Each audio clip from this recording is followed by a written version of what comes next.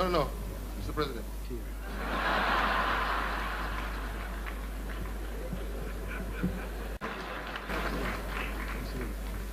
No, no, Mr. President. Here.